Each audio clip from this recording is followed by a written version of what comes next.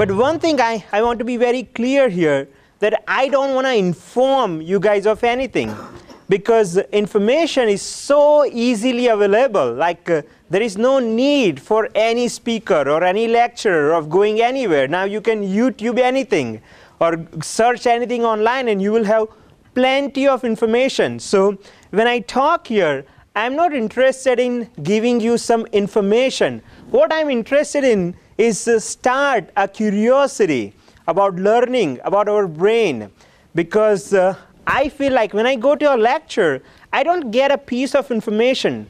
I get a direction from this point where I need to go. So that's what something I want to start in you. I want to start a type of curiosity that I want you to do. Love your brain, nurture it, and care for it.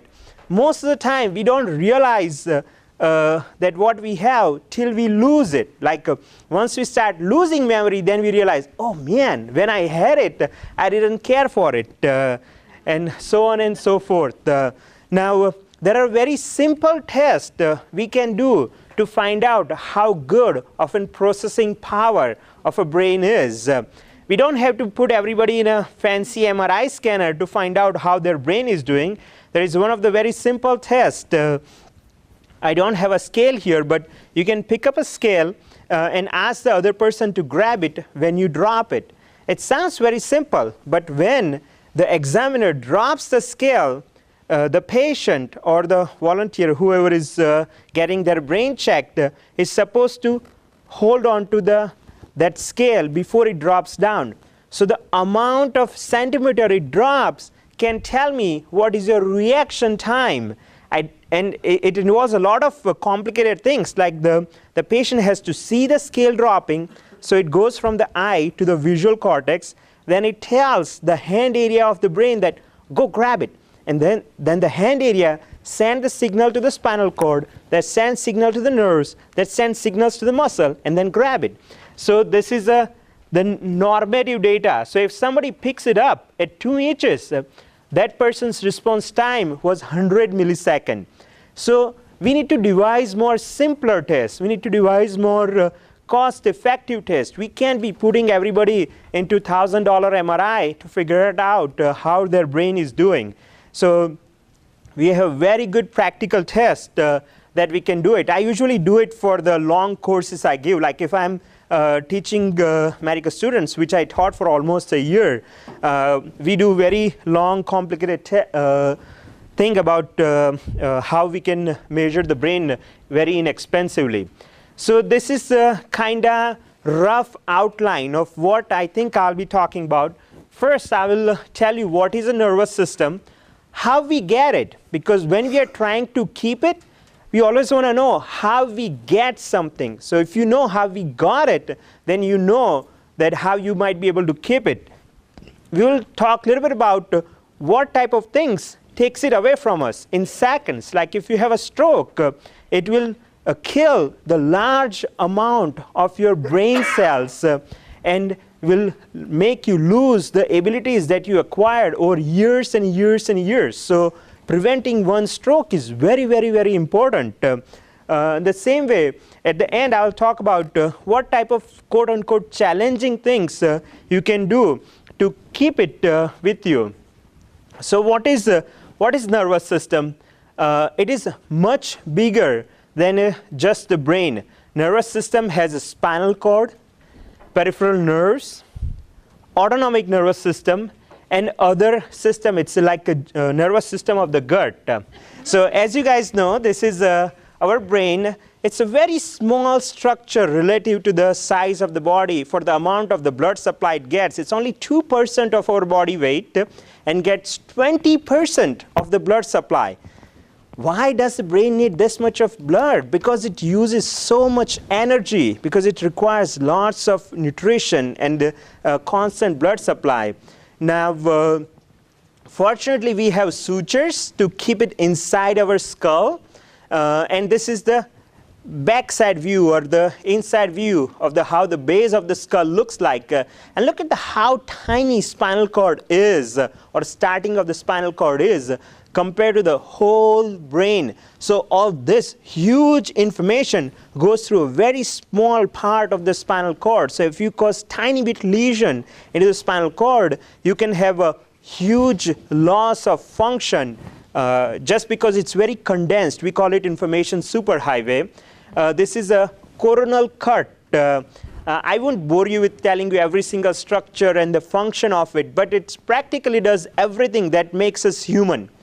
If you think that all the huge motivations that we have, the people who brought on the huge changes in not only in their life, but they brought the changes in the world, they used their brain to do it.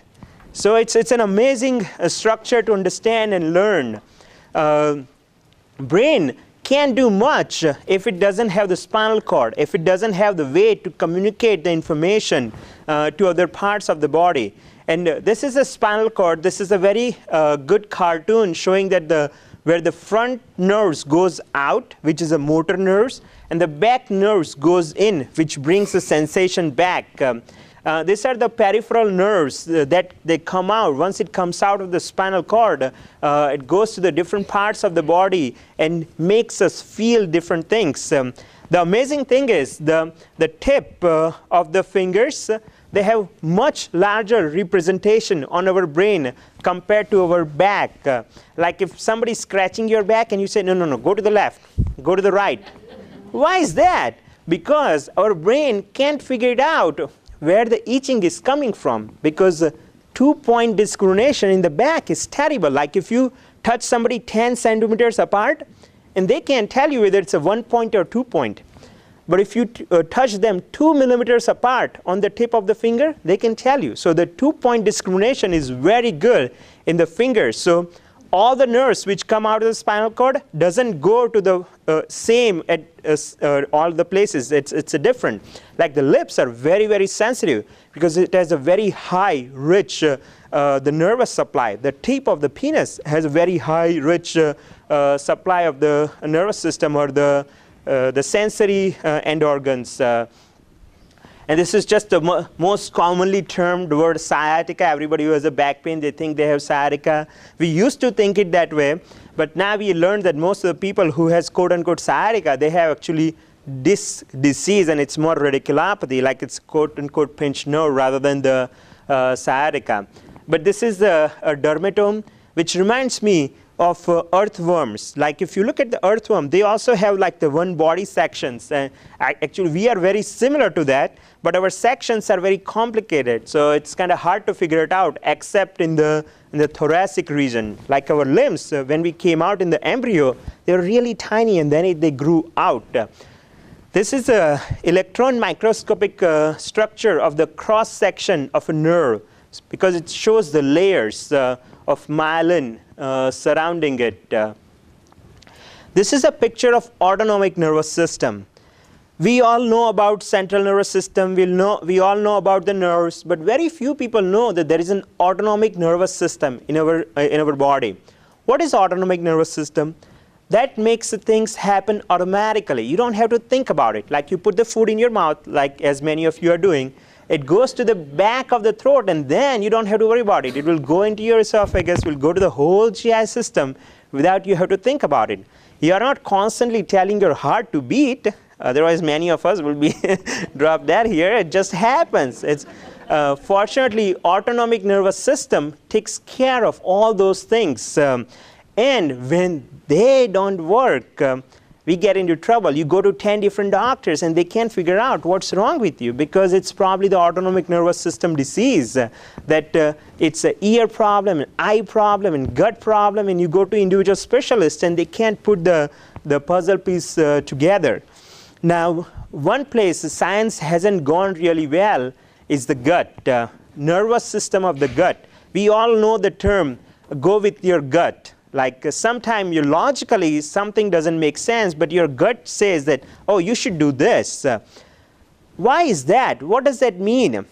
Actually, recently in last 10 to 12 years, we found out that total number of neurons, neuron is the basic unit of nervous system or a brain cell, the total number of neurons in our gut is equal to spinal cord. We know about spinal cord for more than 200 years. And we know a lot about it. We know a basic anatomy of spinal cord and stuff like that. But we know very little about the neurology of gut. And that's why if you see most of the neurology medications, they have gut side effects or GI side effects. Why is that? Because there are lots of neurons in our gut that we don't know what they are doing. So I think that's something going to break through happen in next 20, 30 years. We will be probably diagnosing Parkinson's disease by colonoscopy, doing a gut biopsy. Because there is a myenteric plexus which surrounds the membranes of the gut. So far we talked about it macroscopic level, like whatever we can see with our eyes. I'm going to show you a few pictures of microscopic level, that what we see when we dissect the brain and put it under the microscope. We see a neuron. This is axon hillock. It goes all the way down, and these are called dendrites. It's very similar to a tree, like it has a big trunk, and then it has small branches, and then it has leaves on it. So leaves are like synapses that connects to branches or dendrites, and axon is like a trunk. Our brain is actually very similar to a forest. It has multiple neurons. They are organized sometimes really well, and it has lots of branches and lots of individual leaves. We got to nurture it. This looks like a very simple picture of a neuron, but this was the first picture Dr. Kahal made, and it says 1952, but he drew it much earlier than that. That is just a stamp from the library. He actually got a Nobel Prize for coming up with how neuron looks like. It's very important. If you look at in 1800, they thought the heart is the center of the universe or center of the body, and brain is just a type of radiator trying to cool the heart down. We thought that our soul is in our heart, but it might be in our brain. Our mind might be a product of our brain. This is actually real picture. That this was just a drawing, and this is the real picture of a neuron. Now we have very fancy technology. We can use fluorescent dye, like people use fluorescent clothes. We can use fluorescent dye attached to a protein, put it into the brain, and we can actually see the live people neurons working. There is actually very fantastic thought. I didn't include it as a part of my talk, but there is light sensitive proteins that you can turn on and turn off. So in future it might happen, they give you injection of a light sensitive protein that goes to a particular part of the brain, and whenever you need a therapy, you go sit under the light, and it turns on those protein. You are not have to take any pills or anything. What is the therapy? Go sit under the light for 30 minutes a day. That's a therapy for depression. Now, how do we get it? How do we get this brain? We get it from the mother. Our mother is the number one person you should be thankful for to giving you this nice brain, because if she hasn't done a good job, it can screw you up really bad. There is a concept of cognitive reserve. What is cognitive reserve? Cognitive reserve is a resilience or resistance of one's brain to neuropathological damage. What does that mean? Means someone's brain can have the same amount of damage as the other person, but the one person has no symptoms of dementia, and other person has a plenty of symptoms. They can't even remember their grandkid's name or grandkid's face. Like, why is such a big difference? They did an autopsy of 137 elderly population, elderly people, and there were people, they had the same amount of this Alzheimer's disease pathology. So what is the difference? We tried to find that out. And I think it is this cognitive reserve. So some people, for example, if someone's IQ at baseline is 140, and due to Alzheimer's disease, it falls down to 120 or 110, it still stays above the general population. So what you got in the beginning, what you have in the beginning is so important that even you lose 30 points, you can still say above general population. So what your mother gave is very important. what happened during your childhood is very important. It doesn't matter whether you do crossword puzzle at 80 or not. Somebody come and tells me that, Doc, I can't remember. Last 6 months, I have been doing so hard. I have been doing all crossword puzzles. I've been doing a Sudoku, but it doesn't make any difference. Well, for 81 years, we didn't do anything. And now, last 6 months, if we are trying to do something, it's not going to turn it around 180. It helps. I'm not saying it doesn't help. It can't turn around 180 degrees. So that's the reason sometimes you feel like the interventions are not helping.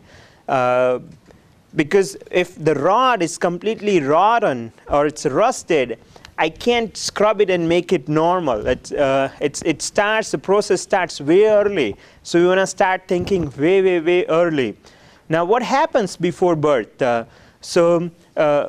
Our birth is not a very mechanical process. It's a very dynamic process. The brain development is dynamic. It makes a lot of difference. Like what mother hears during the pregnancy has an impact on the child. Like they done a study where the mother, before the child was born, the mother reads Dr. Seuss' story every day. The child is inside, but that child, when he comes out or she comes out, can read Dr. Seuss' story much easier or smiles more when it's 1 month old when somebody reads that Dr. Seuss story. So the child being inside has a huge impact on what mother is doing. Like a silly thing such as carrot juice. They gave carrot juice to the pregnant women and did not give carrot juice to another group of women. So when their kids come out and when they were crying, if you give carrot juice to the kids whose mother took the carrot juice during pregnancy, they stopped crying because they had a familiar connection to that taste. So you think the mother is drinking, how the baby is getting the taste, because even there are some stuff that still cross through the placenta and give the child to develop that taste. There was a big story about Dutch hunger winter. There was a German invasion, and you probably guys know the story much better than I do. But the people who were born during that era, they had a cognitive decline even 70 years later because of the starvation during that part. There is another story about 9/11, like the babies who were born around 9/11 or within 4 or 5 months after 9/11, those kids had a higher incidence of depression and PTSD because the mothers were very scared at the time.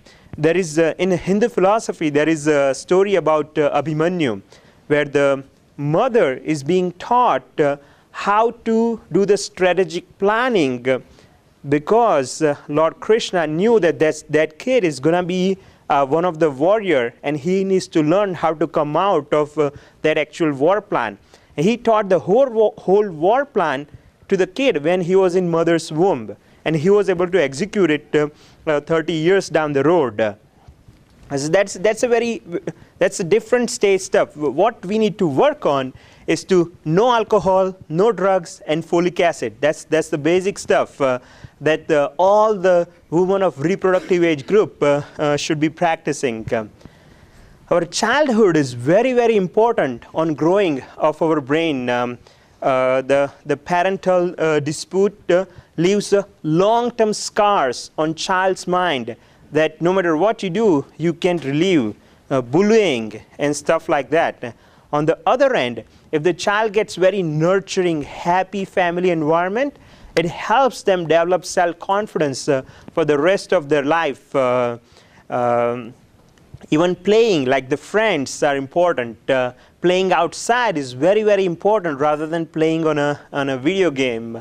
Now, I have always been very anti-video game person, but last 2 to 3 years I have become so much pro video games because now we give video games to all neurosurgery residents because it improves your hand-eye coordination. So when they do the surgery, it's easier to do the surgery because most of the surgery, neurosurgery these days, happens with the microscope.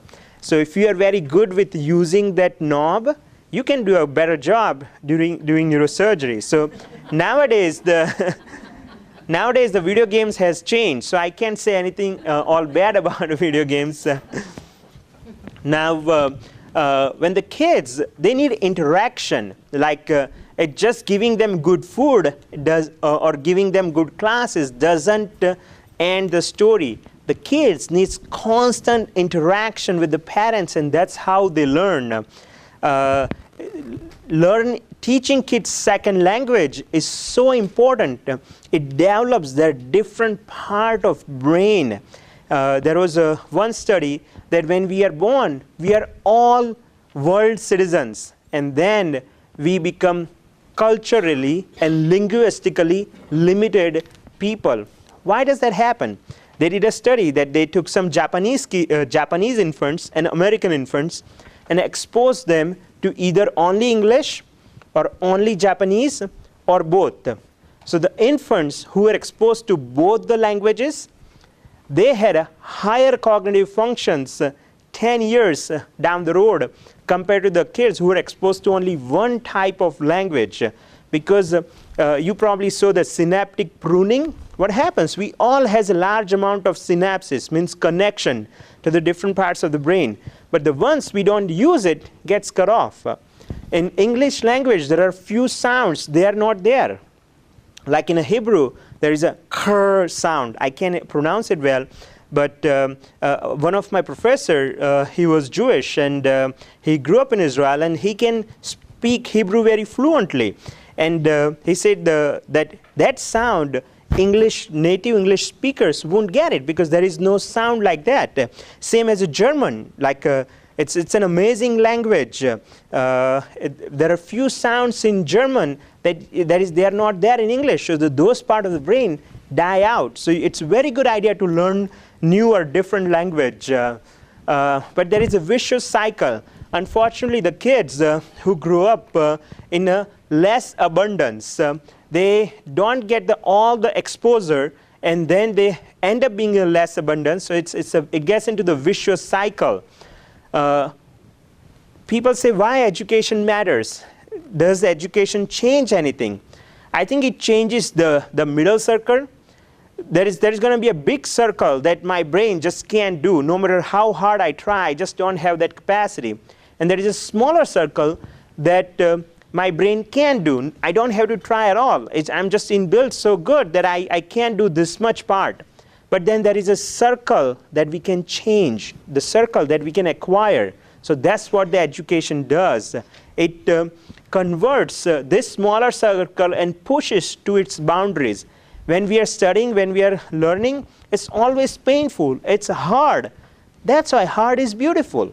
Because when you try hard, that's what grows the part of the brain. That's why kids don't like sometime learning when we force them to learn, because we are trying to expand their smaller circle to the bigger circle. But if you give up very easily, then you are not expanding your circle.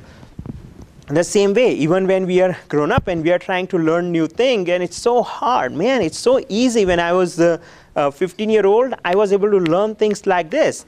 And now I am like 85, I can't learn it. But still, I should try. Because if I keep trying, if I'm not expanding my circle, at least I'm not making it small. You don't have to have a Harvard medical school degree to expand the circle. Everybody can do it. The name of the institution doesn't bring anything new. It's the experience being around people teaches you more. Now next comes the job. We talked about birth, we talked about education. Now we're going to talk about job. Does the job make any difference? What type of job I do to the learning of the brain? Yes. They did a study where they took taxi drivers in London versus bus drivers in London. And they compared the part of the brain called hippocampus. That part of the brain is important for spatial memory, like remembering street names and stuff like that. London is huge, like they have 5-6 zones. And so the taxi drivers, they had a bigger part of the brain for the spatial recognition compared to the bus drivers. Because bus drivers go on a same street all day long. They don't have to think about it. Versus taxi driver, once the passenger sits in, they speed out that I want to go this place. Now everybody has GPS, so now it doesn't matter. Now if I have to tell somebody what's my home directions, oh, let me look it up. We can't even remember anybody else's phone number other than the wife's phone number. But 10 years ago, like everybody, like the whole address book were people's tip of the tongue. So it depends upon the novelty and variety. Like if we do the same things over and over and over again in our employment, it's not nourishing our brain. So we need some type of variety, even if it's just doing some farm work. But if the farmer is doing a different type of thing in the farm, they are stimulating their brain more than somebody who is working in the factory and doing the same thing over and over and over again. It's good to be a CEO. You have to keep doing different things, but not everybody is CEO. I just wanted to throw this picture in. Guess what? What is this? This is office. You know which company has an office like this? Google. You're right. This is a Google's office. I actually went to the Yahoo office. It's an amazing office. They don't have any check-in time. They don't have any check-out time. You don't have to wear a nice tie. You can come in your pajama and work. Nobody keeps track of when you come and when you go. You have a food there 24/7. Like one of my friends, I was talking to him on the phone just a couple of days ago. They have 8 buildings, and all 8 buildings, they have a different ethnic variety of food. Whenever you're hungry, you can go to that building and get whatever type of food you want to eat for free. That's how they treat their employees, but not everybody can get to work for Google or Yahoo. The things that take it away from us, like once we have built it, we did the perfect birth, we did a good education, we did a good employment, but few things gonna take away the whole collection. Like $1 million that you spent to developing this brain, went to the very good school, that you can knock it down in very short period of time. So you wanna prevent that. How can you prevent a stroke in very small, brief nutshell? So this is an area of the brain that dies during the stroke. As we all know, we have a heart down there which sends the blood vessel up there to the brain. And there are multiple small blood vessels. I won't be able to go through each individual blood vessel, but I want you to focus on this small blood vessels. They are really, really tiny blood vessels. It's less than half of a millimeter. The biggest blood vessel inside the skull, we think that this is MCA, middle cerebral artery. The diameter of middle cerebral artery is 2 millimeter. It's such a tiny blood vessel, which is the biggest one. So imagine which are the smaller ones. So now imagine what happens when our blood pressure goes to 200/100. You're pounding pressure on these tiny little arteries and how much they can resist. And at one time it will give away and will have some leakage and will have hemorrhage, or once they block off, you're going to have ischemic stroke. So there are multiple of them. I was planning to go over a little bit of them, but we have very short time and so much interesting material to talk about. But this is how a stroke looks like. Once you block off this one blood vessel, this much part of the brain dies. But many people do recover from the stroke because our brain is so amazing. It has something called neuroplasticity. The rest of the brain can learn and take over the function from what part of the brain is lost. So it is possible to recover. People with the good motivations, they recover more than the other people. But the first place is try not to have a stroke. Whenever you are working on your primary risk factors, and everybody knows what are the primary risk factors. I don't need to tell you this. The smoking and high blood pressure and the diabetes and obesity. These are all primary risk factors for stroke. Every time you feel like you don't have enough motivation, just think about this slide. Think about that. You don't want to kill your neurons. The other thing is concussion, like head injury. I have a very good video about concussion, but it essentially talks about that it is significant damage to your brain. It is the bruising that you don't see, your doctor don't see. It doesn't get picked up on CT scan or MRI, but it does cause damage to the brain. Why is that? Our brain is like a jello-like structure surrounded by a very hard shell. Now, when you fall and hit your head, the brain shifts and hits the one side of the skull and go back and hits the other side of the skull. Now, we think it's only the surface of the brain gets damaged, right? No, that's not right. What happens, the consistency of the different parts of the brain is different. So what happens when the skull is moving, one part of the brain is going to relatively move at a different speed than the other part of the brain. So it develops friction in between. So it breaks those axons because they are so delicate. It breaks those axons. And that's why, but it doesn't cause any bleeding. It doesn't cause any laceration on your head. So even a minor bump, and if you have symptoms afterwards, take a rest. Give the brain time to heal. It's very, very, very important. I'm just going to show you some pretty picture. This is the DTI, diffusion tensor imaging. As the CT and MRI comes out normal in every single person I see with the concussion, we are working really, really hard finding out the ways we can detect the problem and justify that what the patient is experiencing. This is a big notion. Sometimes your test is negative. You go to a doctor, your test is negative, and they say, oh, there's nothing wrong with you. No. It's not nothing wrong with the patient. Our test is not smart enough to pick up what's wrong with the patient.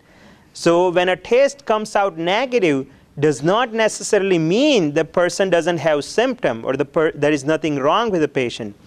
When the test comes out negative, it means the key was lost here or the penny was lost here, and we are looking over there just because the light is on over there. So we might be just looking at a completely wrong thing or different thing. But nowadays we can do very fancy tests with fMRIs and stuff like that. And we have this false sense of security that now we are wearing helmets, so we don't have football injuries or it doesn't affect your brain. Actually, helmet is worthless for the brain injury. It's very good at preventing skull injury. It makes skull not break, but it doesn't do anything about the brain, because if you think mechanically that the skull prevents, the helmet prevents the injury to the skull, but the brain can still squish around back and forth. We are not stopping the movement of the brain. So actually helmet increases the amount of concussion, because now the player feels like, well, I'm wearing the $200 helmet. Now I can go as fast as I want to and hit the head and actually have worse concussion than he would have if he's not wearing the helmet.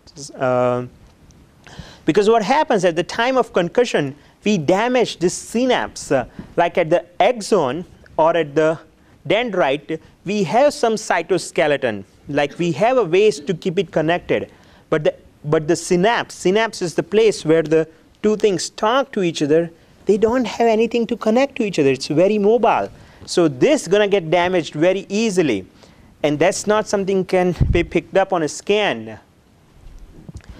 Now, we got 10 minutes. And we're going to talk about how to keep it sharp. So far, we talked about how we got it. Then we talked about how not to lose it rapidly. Just 2 examples, stroke and concussion. Now we're going to talk about how to keep it sharp. So the most common question I get asked, Doc, what pill? You give me a pill. My memory is going down. Give me a pill. Pill does not fix the problem. Supplements might help, does not fix the problem. What helps? As I said earlier, if the horse is already out of the barn and you ask me to give you a pill, does not fix the problem, because damage is already done. So, but it doesn't mean we can't do anything about it. Don't take me wrong. I'm not being pessimistic or negative. I just want to be realistic and take it what it is and build it on top of it.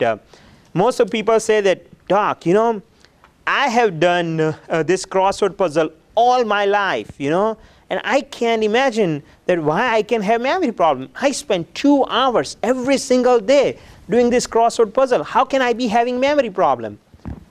Because you keep doing the same things over and over and over again. It doesn't help. It does develop the part of the brain which is important for doing crossword puzzle, but that's all you're gonna be expert at. So having variety, having novelty is very, very important. Keep switching from one thing to other thing. And I listed the few things like mental exercise, physical exercise, and stuff like that. And I'll try to go over it a little bit. Now, when I talk about brain exercise, the young people in the room, they think about, oh, I need to do some games on my iPad. iPad has amazing brain games. I need to do that. Or if you do the Google, it will try to ask you to spend some money on this expensive website, lumosity.com, and they give a very convincing argument that, see, that these are the different parts of the neurocognitive domains, and if you spend XYZ money, we will let you play these games, and your brain's going to be sharper. There might be some truth to it, but you don't have to be spending money to keep your brain sharp. You can do it much better with much less money. The usual board games actually is going to give you the same amount of stimulation. This is expensive computer games. I'm not against expensive computer games. Like if you have resources and if you want to do it, yeah, I actually recommend to my patients to do it. But there are other simpler things which can have a similar impact. I can't emphasize more that how important the physical exercise is. They took 2 groups. One group did all the mental exercise, like a crossword puzzle, Sudoku, and stuff like that. And the other group did only walking into the garden. No mental activity, just walking into the garden. After 1 month, people who walked into the garden, they have higher cognitive function score compared to the people who sit around and did the Sudoku and crossword puzzle. Why is that? Because walking into the garden actually stimulates different parts of the brain, makes you coordinate different things, so uses your brain probably more than when you just sit and try to solve a piece of puzzle. So thinking is important, but the physical exercise actually helps cognition more. And it doesn't have to be only one thing.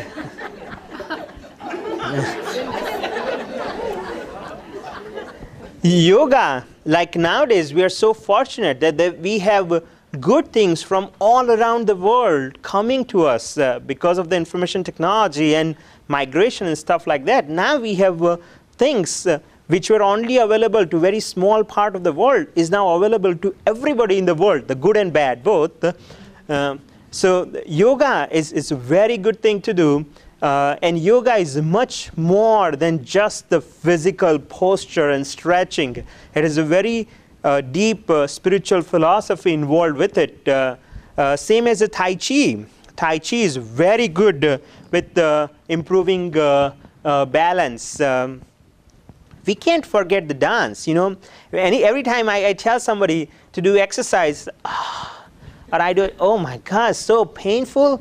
My joint starts hurting, my muscles are hurting, doc. I can't be doing exercise. But we all can dance. Dance is such a great thing. It makes you feel good. You work out the same amount, but you still don't feel it. So it's a very good to do. There are lots of Zumba class and stuff like that. Having a hobby is so important. Whatever made me tickle when I was young, I should start doing it. Now I have all the time in the world that I want to have it. So start doing all the hobbies that we always wanted to do. Same as music. Music is so much fun. I have a great video about it. If you get a time, it's almost 10-minute long video, so I can't show it here. But you just Google music and Alzheimer's disease on YouTube. They have a very good video about a gentleman that who is completely demented. He can't even give you answer yes and no.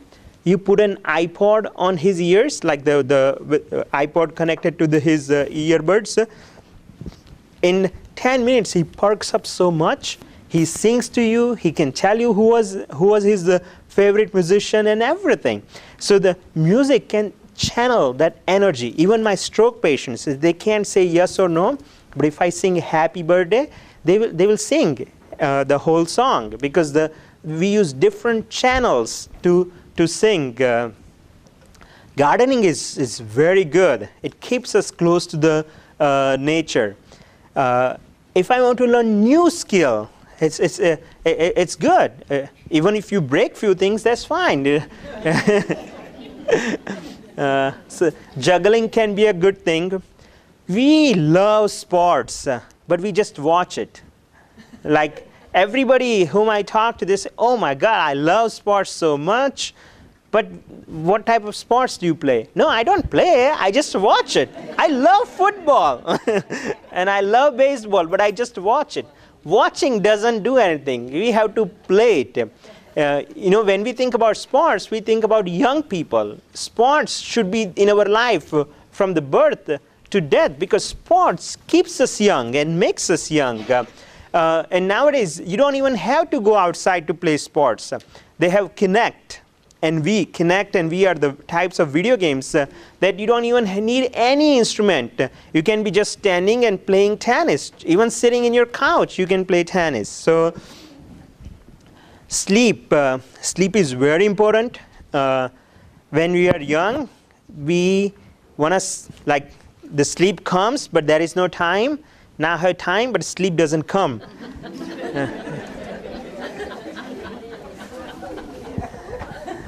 But make sure that there is no obstructive sleep apnea, because obstructive sleep apnea is bad.